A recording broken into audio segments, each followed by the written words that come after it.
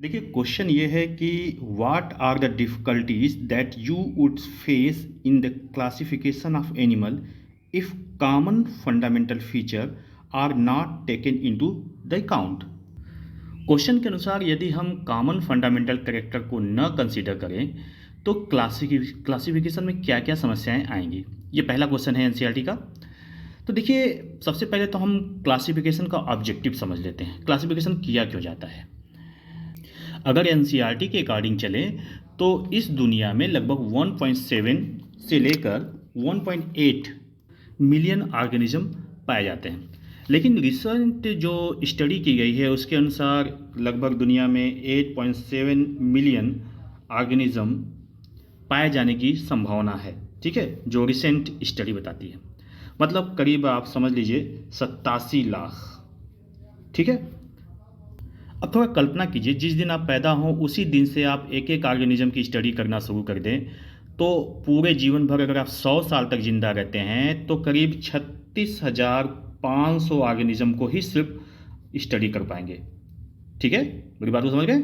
अगर जिस दिन पैदा होते हैं उस दिन से लेकर 100 साल तक, मतलब 0 से लेकर 100 साल तक हर दिन एक एक ऑर्गेनिज्म की स्टडी करें तो 36,500 ऑर्गेनिज्म की ही स्टडी कर पाएंगे, जबकि हैं कितने, 87 लाख। ठीक, तो इन सभी की स्टडी करने के लिए एक आसान तरीका है क्लासिफिकेशन। ठीक, क्लासिफिकेशन में करते क्या है कि जो सिमिलर कैरेक्टर वाले ऑर्गेनिज्म होते हैं उनको एक ग्रुप में रख दिया जाता है। ठीक, ताकि हम एक ग्रुप को पढ़ के उन सभी ऑर्गेनिज्म के कैरेक्टर को जान सके जो उस ग्रुप में सम्मिलित किए गए हैं। ठीक है, मेरी बात समझ गए। तो अब ये क्वेश्चन जो है कि इसको पहले इसको हम कैसे लिखेंगे ये हम जान लेते हैं। उसके पहले हम ये वर्गीकरण या क्लासिफिकेशन क्यों करते हैं ये भी हम समझ लेते हैं। ऑब्जेक्टिव ऑफ क्लासिफिकेशन, मतलब क्लासिफिकेशन क्यों किया जाता है, क्या उससे फ़ायदा होता है, इसको समझ लेते हैं। ऑब्जेक्टिव ऑफ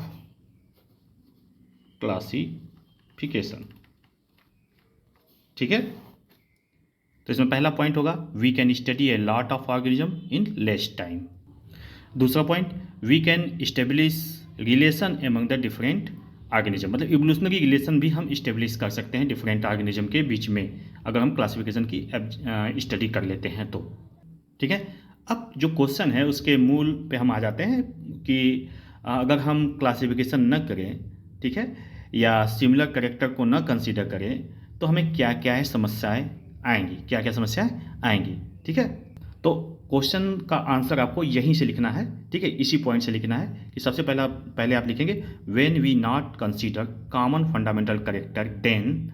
ठीक है, इसको आप अंडरलाइन भी कर सकते हैं या ऐसे ही लिख के यहीं से आप क्वेश्चन को लिखना शुरू करेंगे, यहाँ से आपका आंसर इस क्वेश्चन का शुरू हो जाता है। तो पहला पॉइंट होगा ईच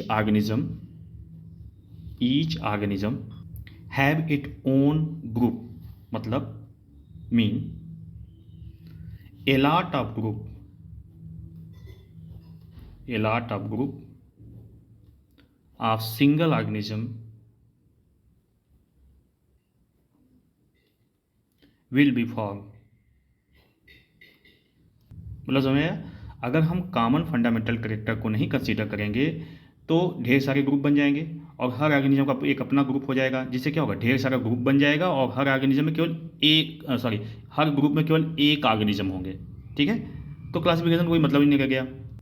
दूसरा पॉइंट हो गया वी आर अनेबल, यस, दूसरा पॉइंट हो गया। पहला पॉइंट तो वो हो गया, दूसरा पॉइंट वी अनेबल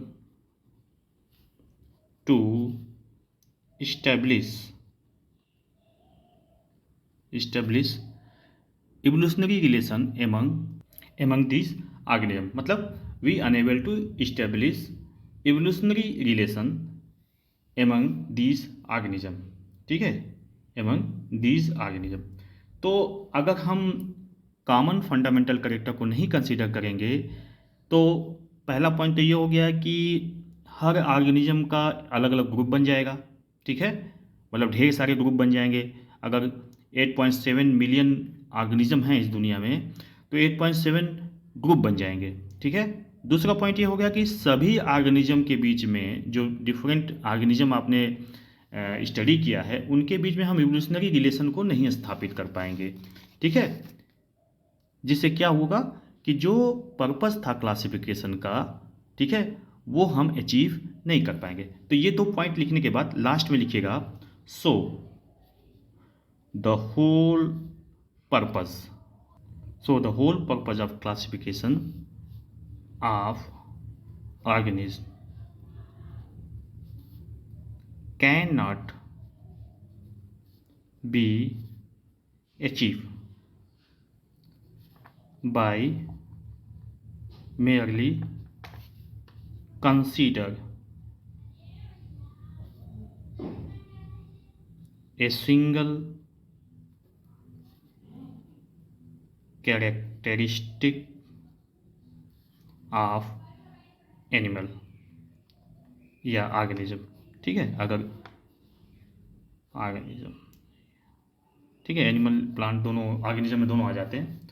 तो पहला पॉइंट क्या हो गया, अगर ये क्वेश्चन आता है तो पहला पॉइंट आप लिखेंगे कि अगर हम फंडामेंटल कॉमन करेक्टर को नहीं कंसीडर करते तो हर ऑर्गेनिज्म का एक अलग ग्रुप बन जाएगा। ठीक है, और उस ग्रुप में केवल एक ही ऑर्गेनिज्म होंगे। दूसरा चीज़ कि हम इवोल्यूशनरी रिलेशन उन दोनों के, उन ऑर्गेनिज्म के बीच में स्थापित नहीं कर पाएंगे। ठीक है, तो ये क्वेश्चन कंप्लीट हुआ।